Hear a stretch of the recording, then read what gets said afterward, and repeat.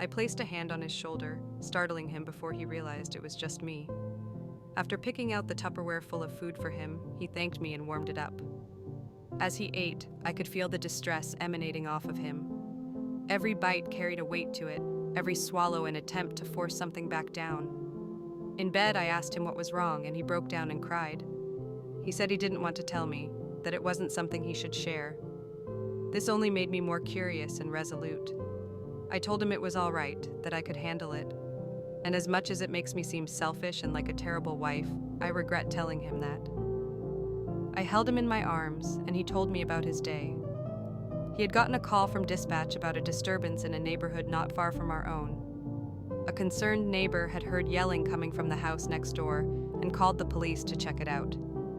My husband and his partner arrived at the house in question. There, they knocked on the door and were promptly greeted by a man, clearly agitated and nervous. When questioned, the man tried to brush it off and get them both to leave. That's when they heard it, a scream from deep within the house. The man suddenly pulled out a gun, and they were forced to draw their own.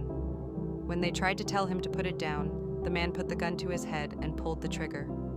I squeezed my husband closer, trying my best to comfort him, telling him that what he experienced was clearly traumatizing, and his reaction was perfectly normal. That's when his voice changed. It took on a terrible edge as he continued.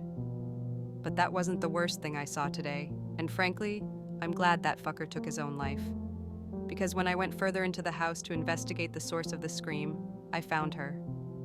A little girl, no older than 8, tied up in a small room cut off from the outside world. She was crying and absolutely relieved to see us, and I recognized her as one of the children that went missing a few months ago. The condition she was in was horrible, and that's something I really would rather keep to myself. My mouth hung open as I listened to his story, absolutely stunned. I closed my mouth as I processed his words, opening it again to ask a question, but was interrupted as he continued. But the thing that sticks in my mind about all this is that the floor of the room she was in was completely covered in Happy Meal boxes.